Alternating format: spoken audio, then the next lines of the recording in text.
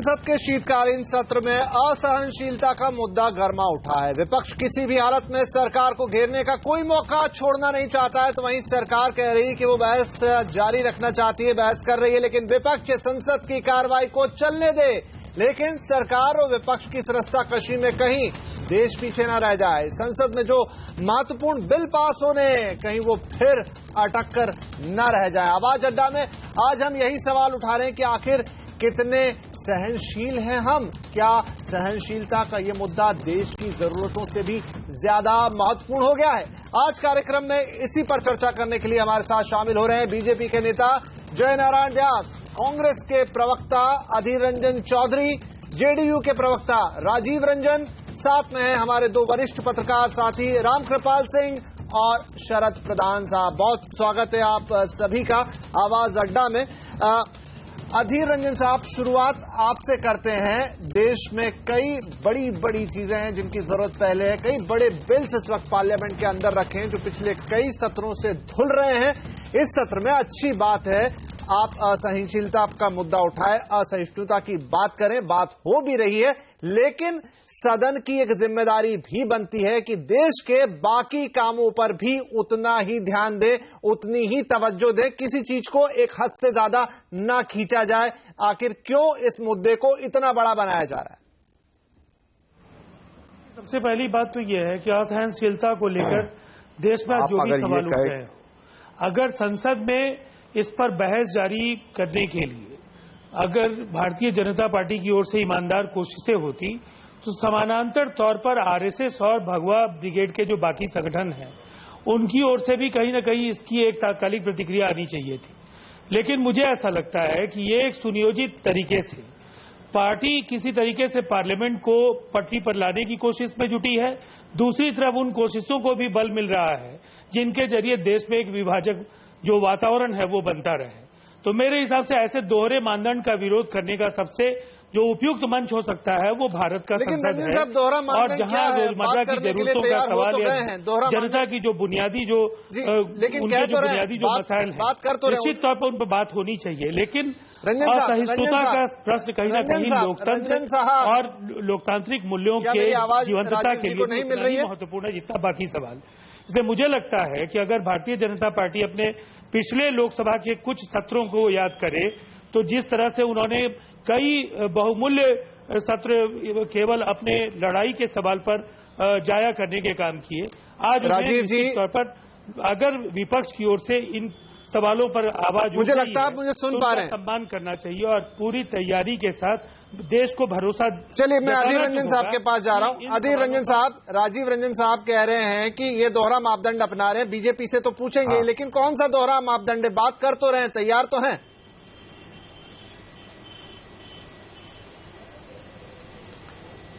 देखिए, बात यह है कि जब तक कांग्रेस पार्टी की सवाल है, कांग्रेस पार्टी एक जिम्मेदार राजनीतिक पार्टी की तहत माना जाता। आज से नहीं बल्कि हमारे पार्टी की उम्र 130 साल हो चुके हैं। तो कौन सा दंड अपनाया जाए और कौन सा दंड को मुक्त कराया जाए वो हम बड़ी बखूबी से जानते हैं। हमारे हिंदुस्तान की जो बुनियादी ताकत, वो बुनियादी ताकत को अगर हम रक्षा करने में नाकामयाब रहे नहीं, तो देखिए अधीर रंजन साहब, सवाल ये नहीं है, सवाल ये नहीं है, बहस तो हो रही है, बहस हो रही है, बहस होनी भी चाहिए और हर चीज को भारतीय परंपरा, सारी बातें अपनी जगह, लेकिन मैं बात कर रहा हूं संसद की कि संसद में और महत्वपूर्ण काम है। अगर इसी तरह किसी चीज को रबर बैंड की तरह खींचा जाएगा तो उन कामों का क्या होगा? नहीं, ये देखिए, कांग्रेस के खिलाफ इस तरीके की कोई इल्जाम लगाना मुनासिब नहीं होगा, इसलिए कि इस कांग्रेस हिंदुस्तान के एक सत्ताधारी पार्टी की नाते माना जाता और सत्ताधारी पार्टी होने के नाते कांग्रेस ऐसा कोई कदम कभी नहीं उठाए जो कदम उठाने से आम लोगों की, खासकर हिंदुस्तान की कोई किस तरीके की कोई हानि पहुंचा जाए, ऐसा कोई कदम नहीं उठा सकते। बल्कि अगर पिछले सालों को याद हम दिला दें तो ये जरूर हमें पता चलेगा कि विरोधी पक्ष में भारतीय जनता पार्टी संसद ठप कराने में माहिर है। वो माहिर हो चुके हैं। जिनकी पार्टी की ये रवैया है कि संसद ठप कराना, संसद को बंद कराना, वो भी एक संसदीय कार्य है। तो ये जिस पार्टी की रवैया है, तेवर है, वो पार्टी राजीव रंजन साहब, ज्यादा तो आप ये कह रहे हैं कि इन्होंने जो किया वो आप भी वही करेंगे?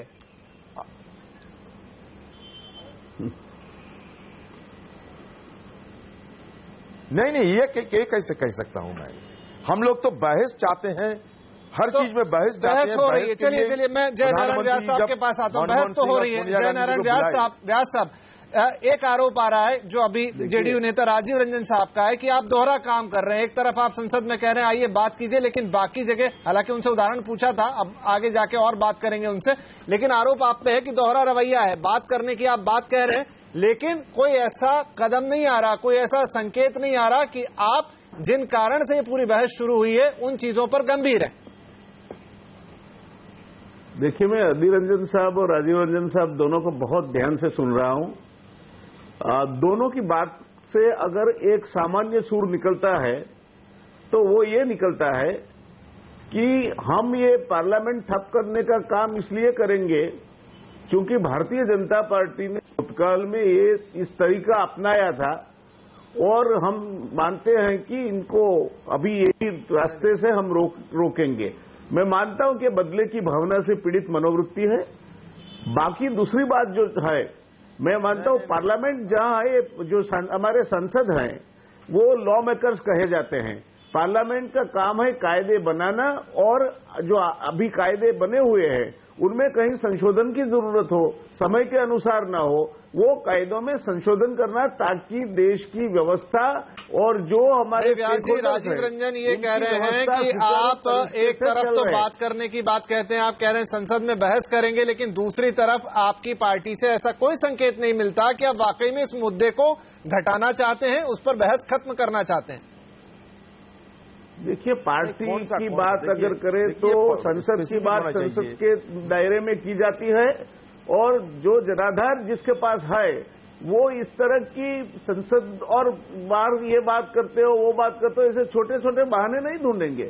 अगर देश की जनता आपके साथ है, अगर जनाधार आपके पास है, तो आप इसका जवाब जनता के समक्ष भी दे सकते हैं। ये पार्लियामेंट तो उसके एक काम, महत्वपूर्ण काम ये है कि कायदों में संशोधन करें। नहीं तो व्यास साहब, जनता के समक्ष ही जवाब दे दीजिए ना। अगर ऐसा करने से ही संसद चलती हो तो जवाब दे दीजिए। नहीं, हम तो तैयार है बहस करने के लिए, हमने कहा ना बोला। उन्होंने एक एजेंडा बनाया है कि हम, वो जेरार्ड फोर्ड मेंटालिटी से पीड़ित है। जेरार्ड फोर्ड को किसी ने पूछा था कि आपका फेवरेट कलर कौन सा है, तो उन्होंने बहुत अच्छा जवाब दिया था कि मेरा फेवरेट कलर कोई भी कलर है, मेरा फेवरेट कलर है जहां तक वो काला है। अगर आप ये नियत करके चले कि किसी भी बहाने, किसी भी तरीके से, चाहे भारतीय जनता पार्टी, चाहे एनडीए कुछ भी कहे, हम तो कहीं न कहीं उसमें से कुछ निकाल के संसद का काम नहीं चलने देंगे। अगर आपने ये तय किया हुआ है, मैं मानता हूं कि ये मनोवृत्ति से चलने से संसद का काम नहीं हो सकता। प्रधानमंत्री जी ने भी कहा था कि मैं और आप ये मत सोचे, हम सोच के ये भावना से हम संसद में काम करें तो संसद का काम चलेगा, सुचारू ढंग से चलेगा। आपको जो भी कहना है संसद के प्लेटफॉर्म पे भी आप कह सकते हैं, वो भी देश की जनता समझ जाता है।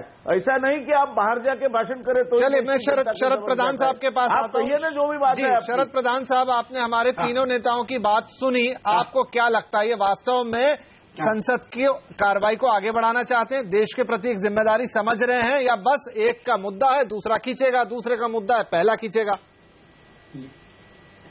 ये एक दूसरे की ईगो पे कटाक्ष कर रहे हैं, और दोनों की बता रहा है, ये इन लोग के भाषण ये बता रहे हैं कि कितनी इनटॉलरेंस है। हम कितना भी कहें, देखिए हम अपने देश को हम बड़े शान से कहते हैं कि हमारी बड़ी टॉलरेंस है हमारे यहाँ, लेकिन अगर आप इतिहास में जाइए, सोसाइटी को देखिए, हमारी भारतीय सोसाइटी कितनी इंटॉलरेंस है, जो इन लोगों की बातों में भी झलक रही है। एक गांव में आज की डेट में भी एक दलित को उस कुएं से पानी भरने नहीं देते हैं जिससे बाकी कम्युनिटी भर रही है। ये जब स्थिति है, उस हैंडपंप को इस्तेमाल नहीं करने देते। तो जब इतनी इंटॉलरेंस जातीय आधार पे है, तो धार्मिक आधार जिसकी की डिबेट चल रही है इस देश में, आप सोच सकते हैं कितनी होगी। तो जब संसद में एक दूसरे को टॉलरेट नहीं कर पाते हैं, और महज इस वजह से कि उन्हें दिखाना है कि तुमने अपने टाइम में हमें रोका था, तो हम भी तुम्हें रोक के दिखाएंगे, हम भी नहीं चलने देंगे। ये पावर का जब पावर में आते हैं तो, और पावर के बाहर जाते हैं, तो दोनों का बिहेवियर एक जैसा हो जाता है, चाहे कोई पॉलिटिकल पार्टी हो। ये दुर्भाग्य है हमारे लोकतंत्र का। ये लोकतंत्र का तमाशा बनाना है, और इसके लिए सारी पार्टी जिम्मेदार है। जो आज पावर में है या कल पावर में थी, वो ये लोग आपस में एक दूसरे की ईगो से खेल रहे हैं। रामकृपाल, देश किधर जाएगा उसको दोनों को मतलब नहीं। बिल्कुल रामकृपाल साहब, जैसा शरद प्रधान साहब भी कह रहे हैं कि यहां पर जब एक पार्टी आती है तो दूसरे के लिए बोलती है कि पहले ये ऐसा करते थे। अभी अधीर रंजन जी कह रहे थे कि बीजेपी जब विपक्ष में थी तो वो ये करती थी। दूसरा तरफ ये है कि अब बात करने के लिए तैयार हो गए हैं तो पुरानी चीजें निकाली जा रही हैं। यहां पर गृह मंत्री का बयान पुराना निकाल के बहस को शुरू किया गया। चलिए, बहस करने में बुराई नहीं है, लेकिन उसके पीछे संसद की जो महत्वपूर्ण गतिविधियां हैं, जो महत्वपूर्ण काम है, देश की अर्थव्यवस्था से सीधे जुड़े हुए हैं, लोगों के पास नौकरियां नहीं है, अर्थव्यवस्था की हालत खराब है, वहां पर कितना इस चीज को माने? क्या ये हमारी अर्थव्यवस्था के लिए असहनशीलता या असहिष्णुता नहीं है? नहीं, देखिए, आपने जो सवाल किया, पहली बात तो यह है कि एक लोकसभा का यह अधिवेशन चलने से पहले ही ये बात तय हो गई थी। इन्होंने नोटिस दिया था कि इस पर होगी, और उसको विपक्ष ने नोटिस दिया था और सत्ता पक्ष ने मान लिया था कि ठीक है, हम इस पर बहस करेंगे। देखिए, बहुत अच्छी बात आज ये हुई है। मुझे तो थोड़ा सा लग रहा है ताजुब के तीनों नेता, जबकि संसद में बहस हो रही है और अच्छे ढंग से हो रही है। मैंने सुना है, पूरा सुबह से मैं सुन रहा हूं, ठीक है, नोक झोंक हो गई, लोग अपनी, हर पार्टी अपने सिद्धांत, अपनी नीतियों के हिसाब से बात करती है, लोग अपनी पीड़ा व्यक्त करेंगे। सब कुछ समाज में अच्छा है ऐसा भी नहीं है, और सब कुछ समाज में बुरा हो रहा है ऐसा भी नहीं है। तो बहस होगी, आरोप प्रत्यारोप होंगे, लेकिन यही मैंने कहा कि अल्टीमेटली क्या हुआ कि असहनशीलता के मुद्दे पर ही कम से कम आज मुझे संसद में इतनी सहनशीलता दिखाई पड़ रही है कि लोग डिबेट करने को तैयार हुए। हमें देखिए पीछे नहीं जाना चाहिए, हमें तो आज एक पॉजिटिव चीज सोचनी चाहिए कि अभी तक जो भी संसद में हो रहा है वो तय, जो विपक्ष और सत्ता पक्ष ने तय किया हुआ है उसी के हिसाब से चल रहा है। मैंने सीपीएम को सुना, मैंने सीपीएम के कैंडिडेट को सुना, कांग्रेस के कैंडिडेट को सुना, सब लोग अपनी बात रख रहे हैं। बहुत अच्छी बात कही आपने कि ये जरूर एक पॉजिटिव चीज है कि बहस शुरू हो रही, बात हो रही है, लेकिन वो गड़ा मुर्दा उखाड़ना, ये पिछले साल की एक बात को लेकर आना, ये बोलना कि आपने बयान दिया था कि 800 साल में पहली बार कोई हिंदू प्रधानमंत्री आया है, ये तो चीजें दिखा रहा है कि बिगाड़ने की कोशिश है। बता दूं, जब भी कोई बात करता है तो तथ्यों पर जाएगा। तथ्य हमेशा अतीत के ही होते हैं, तथ्य हमेशा वर्तमान या पास्ट के ही होते हैं, वो तथ्य कभी भविष्य के नहीं होते हैं। तो वो देखिए वो चीजें आएंगी, लेकिन मैं एक पॉजिटिव बात यह है कि अभी तक सहमति से हो रहा है, और जो आसार नजर आ रहे हैं, दोनों पार्टियां चाहती हैं, सत्ता पक्ष और विपक्ष, कि संसद चलेगी। आज और कल शायद 2 दिन, मैं समझता हूं कल का कुछ दिन और भी लिया जाएगा इस पे। उसके बाद नियमित रूप से जो सारे बिल हैं वे आएंगे, उस पर सहमति भी बन रही है। और मैं आशावादी हूं कि ये सेशन जो शीतकालीन अधिवेशन है जी, इसमें नतीजे आएंगे, बिल पास होंगे। सत्ता पक्ष में भी सहमति हुई है, विपक्ष ने भी सहमति। सत्ता और विपक्ष दोनों, सत्ता पक्ष विपक्ष दोनों यहीं पे बैठे, पूछ ही लेते हैं। बिल्कुल रामकृपाल जी, पूछ ही लेते हैं। राजीव रंजन साहब, जैसा रामकृपाल जी उम्मीद जता रहे हैं कि ये 2 दिन की बहस है, बहस अपनी जगह होकर रह जाएगी, फिर आप सभी लोग उसी गंभीरता के साथ जो मुद्दे हैं, जो अहम आर्थिक मुद्दे हैं, जो बिल्स पड़े हुए हैं, उनको पास करने की तरफ एक सीरियस नोट पर आगे बढ़ेंगे। संसद के सत्र बहुत ही महत्वपूर्ण है, और भारतीय राजनीति का जो ये दौर है, ये कहीं न कहीं देश को एक नई दिशा देने के लिए अगर ईमानदार तरीके से प्रतिपक्ष और सत्ता पक्ष दोनों कोशिशें करें तो इसका फायदा जनता को निश्चित तौर पर मिलेगा। लेकिन इन सवालों के साथ जो सामाजिक सौहार्द और जो एक वर्ग विशेष की चिंताएं हैं, उनको एड्रेस करने की जवाबदेही भी भारत की संसद की है। और तमाम लोग जो राजनीतिक दल है, कमो बेस उन्हें इस बात पर सहमत होना चाहिए कि ऐसा वातावरण नहीं बनाया जाए कि हम देश में एक दूसरे को संशय की नजर से देखें और कोई भी बात किसी के दिल को दुखाने वाली कह करके दूसरे लोगों को प्रतिक्रिया में गोलबंद करने की कोशिश नहीं हो। तो मुझे लगता है ये एक संतुलनकारी रणनीति की जरूरत होगी और इस पर सभी राजनीतिक दल मिलकर के अगर कोशिश करते हैं तो आने वाले समय में जो महत्वपूर्ण बिल्स हैं उनके पास होने का मार्ग जरूर प्रशस्त होगा। तो आप कह रहे हैं कि ये बातचीत है, एक आश्वासन सरकार की तरफ से भी मिले कि हाँ चीजों पर जो भी सहिष्णुता का मुद्दा है, सहनशीलता का मुद्दा है, जो भी चिंताएं हैं उनको लेकर अगर कोई एक ठोस वहां से आश्वासन आता है तो आप सरकार का साथ देंगे सभी बिलों को पास कराने में और देश हित में। निश्चित तौर पर देखिए, ये तो देश के हित में है कि जो महत्वपूर्ण बिल्स आज हैं वो पास हों और उनसे कहीं ना कहीं कई महत्वपूर्ण निर्णय हो पाएंगे। लेकिन साथ ही साथ ये विश्वास तो दिलाना ही होगा सत्ता पक्ष को कि संसद में वो जो भी बोल रहे हो, संसद के बाहर जो सड़कों पर बयान आ रहे हैं उन बयानों पर भी चिंता जाहिर करना उनका काम होना चाहिए। और लगातार प्रधानमंत्री जी की और शीर्ष नेतृत्व की जो चुप्पी है एनडीए की, वो ये जरूर संशय पैदा करती है कि संसद में बिल पास कराने की चाहे जो भी एक रस्मी कोशिश उनकी ओर से हो रही हो, लेकिन वो खुद टकराव की राजनीति से अलग नहीं होना चाहते हैं। जी व्यास साहब, क्या कहेंगे कि प्रधानमंत्री या आपकी वहां से कोई ऐसी कोशिश नहीं दिखाई दे रही जिससे टकराव की राजनीति हटती दिखे? इनका अपना मत है, आप क्या कहेंगे? देखिए, रंजन साहब ने जो कहा उससे मैं पूर्णतया सहमत नहीं हूं, क्योंकि एक से ज्यादा बार खुद प्रधानमंत्री जी ने और हमारे जो अध्यक्ष जी है दोनों ने जो जिस तरह के हादसे हुए थे उसमें जो जो जिम्मेवार थे उनसे एक तरह से टोका भी है और एक तरह से हमारे अध्यक्ष जी ने उनको अपने पास बुला के 1:1 बात भी की है। तो ऐसी बात नहीं है कि ये उनकी ओर से कोई प्रत्युत्तर नहीं मिलता या ये चुप बैठे हैं, मगर अगर विपक्ष ये चाहता है कि हर एक छोटी मोटी घटना पे प्रधानमंत्री खुद आके उनके समक्ष इसका खुलासा करे, तो मैं मानता हूं ये भी कुछ अतिशयोक्ति है। देखिए, जहां तक पार्लियामेंट का सवाल है, सत्ताधारी पक्ष की जिम्मेवारी है पार्लियामेंट को चलाने की, मैं स्वीकार करता हूं, मगर सत्ताधारी पक्ष अगर एक्सीलरेटर है तो उसके साथ विपक्ष की ब्रेक्स भी जुड़ी है। तो विपक्ष को अधिकार है कि वो लेजिटिमेट क्रिटिसिज्म करे। ये अपेक्षा नहीं हो सकती विपक्ष से कि वो सरकार के गुणगान ही गाता रहे, और वो उनका काम करना चाहिए, मगर ऐसा नहीं होना चाहिए कि वो ब्रेक्स जाम हो जाए ताकि इंजन जो है चाहे कितना भी आप एक्सीलरेटर लगाओ आगे बढ़े ही नहीं। ये जो वृत्ति है और ये जो अपेक्षाएं हैं इनकी, मैं मानता हूं कहीं न कहीं बीच का रास्ता है। और मैं जरूर मानता हूं कि पार्लियामेंट का जो फोरम है और हमारे सब पक्ष के जो नेता हैं उनमें काफी मंजे हुए हैं, इस बात के माहिर है, वो आपस में मिलते भी हैं, चर्चा भी करते हैं। प्रतिक्रिया ले लेते हैं। जी अधीर रंजन साहब, प्रधानमंत्री, ये आपका आरोप था कि बात नहीं करते हैं, मिलते नहीं है, तो अब आपके शीर्ष नेतृत्व को बुला लिया, मनमोहन जी, सोनिया जी से मुलाकात हो गई, बहुत पॉजिटिव मुलाकात भी माना जा रहा है। आपके अपने पॉइंट्स हैं, उस पर भी सरकार ने कहा है कि वो विचार कर रहे हैं, तो क्या आप सरकार का साथ देंगे जीएसटी और अन्य तमाम मुद्दों पर इस बहस से आगे बढ़कर? अरे सरकार का साथ सरकार का साथ हम कब नहीं दिया है? हमें तो आम जनता की नुमाइंदगी करने के लिए आए हैं हम लोग। हम तो बीजेपी पार्टी को खुश करने के लिए यहाँ नहीं आए हैं। जीएसटी के बारे में हमारा कुछ सवाल है और दूसरे मुद्दे पे भी हमारे कुछ सवाल हैं, वो आम जनता की साथ उसमें निहित है, तो वो बात करने के लिए तो हमें नुमाइंदे बनाकर यहाँ भेजा गया। तो हमें तो हमारा फर्ज निभाना, ये भी तो हमारा काम है। कहीं नहीं ब्रेक जाम हुआ भाई साहब, आपको सही ढंग से लुब्रिकेटिंग ऑयल डालना है तब तो कहीं नहीं जाम लगेगा।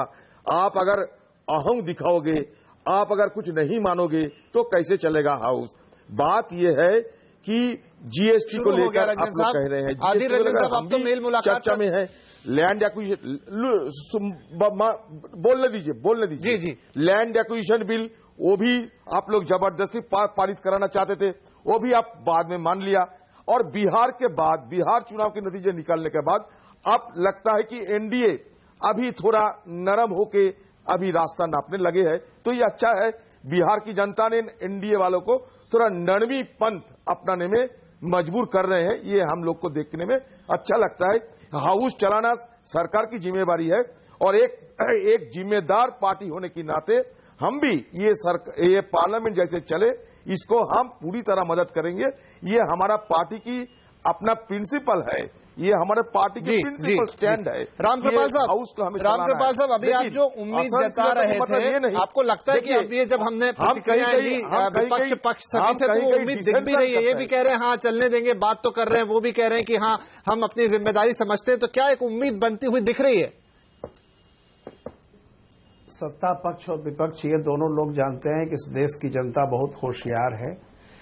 जितना भी ये पॉलिटिकल ड्रामा होता है उसकी एक सीमा होती है, उसके बाद आपकी जवाबदेही होती है, वो सत्ता पक्ष की भी होती है, विपक्ष की भी होती है।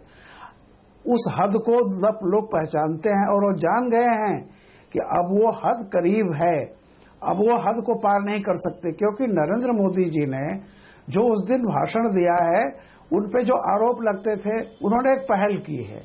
अब उस पहल पर जो भी विपक्ष की शर्तें थी वो सब उन्होंने मान ली। उन्होंने डिबेट की बात की, उन्होंने कहा चलो हम डिबेट पर वो तैयार हैं।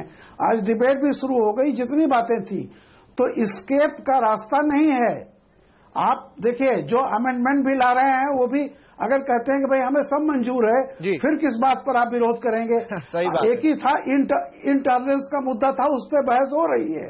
अब इसके बाद तो सवाल एक बात और बता दूं आपको, 19 बिल यूपीए के पेंडिंग हैं, यूपीए के जमाने के 19 बिल पुराने हैं और 14 बिल नए हैं। ध्यान रखिए, ये कोई एनडीए की मजबूरी नहीं है बिल सारे, ये पूरे यूपीए और एनडीए दोनों के भी बनाए हुए बिल हैं। और अगर ये नहीं, आज की जनता पढ़ी लिखी है, समझदार है, वो देखती है हर पार्टी को इलेक्शन में जाना है, ऐसा मत समझ लीजिए केवल एनडीए को जाना है, यूपीए को भी जाना है। तो इसलिए मैं कह रहा हूं कि जो आज कम से कम जो मुझे दिखा है मैं पॉजिटिव हूं, और मुझे लगता है कि निश्चित तौर पर इस संसद में इस सत्र ये जो अधिवेशन चल रहा है इसमें काम होंगे, शीतकालीन अधिवेशन में काम होगा, और मैं आशावादी हूं। देखिए बाकी जब आप चैनल पे बुलाएंगे तो एक दूसरे के खिलाफ लोग बोलेंगे ही बोलेंगे, वो अलग की बात होती है। बड़ी अच्छी बात की अंदर खाने एक सहमति भी बनी हुई है, मिनिमम सहमति बनी हुई है। सोनिया जी मनमोहन सिंह नरेंद्र मोदी से बात करके आए हैं, और उसके बाद आपने देखा होगा कि एक सहमति बन चुकी है। छोटे से मुद्दे हैं, वो भी मुझे लगता है कि कहीं न कहीं से एनडीए समय क्योंकि समाप्त होने वाला, शरद प्रधान साहब हाथ भी उठा रहे हैं और अंतिम टिप्पणी उनसे भी लूंगा। प्रधान साहब, सबकी बातें आपने सुन ली, रामकृपाल साहब की भी, आपको भी एक बहुत ऑप्टिमिस्टिक वातावरण दिखाई दे रहा है क्या कि ठीक है यहाँ पर कुछ चीजें हैं जिसको लेकर एक दूसरे में बहस जारी है, आरोप प्रत्यारोप का दौर है, लेकिन कहीं ना कहीं ये बात सबको अब समझ में आ रही है कि अब गाड़ी आगे बढ़ानी पड़ेगी, नहीं तो देर हो जाएगी, दिक्कत हो जाएगी? प्रधान साहब। नहीं, बिल्कुल सही बात है। मैं रामकृपाल जी की बात से बिल्कुल सहमत हूं, उन्होंने बहुत अच्छी बात कही और ऑप्टिमिज्म होना चाहिए। लेकिन अभी जो बीजेपी के रंजन साहब ने जो कहा, उससे अभी भी एक चीज दिखती है कि वो जो बीजेपी की एक अकड़ है और जो उनके माइंडसेट है वो चेंज नहीं हो रहा है। उन्होंने बार बार इस बात को दोहराया कि छोटी मोटी बातों को लेकर के प्रधानमंत्री रिएक्ट करे। ये दादरी वाला इंसिडेंट छोटी मोटी बात नहीं थी। जो इंटॉलरेंस की जो माहौल क्रिएट किया बीजेपी के कुछ लोगों ने, जिनको चुप नहीं कराया गया, वो छोटी बात नहीं थी। उसको लेकर के अगर ये फिर भिड़ेंगे तो प्रॉब्लम खड़ी हो सकती है। इनको बीजेपी को समझने की जरूरत है कि असलियत इस देश में इंटॉलरेंस, इस तरीके की रिलीजियस इंटॉलरेंस से फायदा नहीं मिलेगा। और ये देख चुके हैं बिहार इलेक्शन में, दिल्ली इलेक्शन में, यूपी के बाई इलेक्शन में। शरद जी, क्योंकि समय समाप्त हो रहा है, चर्चा हमने कर ली है, लेकिन अगर मोटी बात को पकड़ूं, बिल्कुल जवाबदारी बनेगी, चीजों को और थोड़ा सा गंभीरता के साथ लेना होगा। सत्ता पक्ष उसकी जिम्मेदारी और ज्यादा रहती है कि कहीं कोई चीज गड़बड़ ना हो देश के अंदर, अर्थव्यवस्था से लेकर आम जनभावना तक। लेकिन फिलहाल आज की इस बहस में जो निकल कर आ रहा है उससे उम्मीद लग रही है कि इस वक्त संसद में एक बहस की शुरुआत हुई है, असहिष्णुता पर बात हो रही है, लेकिन सत्ता पक्ष विपक्ष दोनों समझ रहे हैं कि इस चीज को बहुत लंबा नहीं खींचा जा सकता। तो यही उम्मीद करेंगे कि 2 दिन की बहस के बाद देश के सामने जो बड़े और असल मुद्दे हैं, अर्थव्यवस्था से जुड़े हुए मुद्दे हैं, उन पर भी इतनी गंभीरता से बहस होगी और हम आगे बढ़ेंगे। आप सभी का इस कार्यक्रम में शामिल होने के लिए बहुत शुक्रिया। नमस्कार।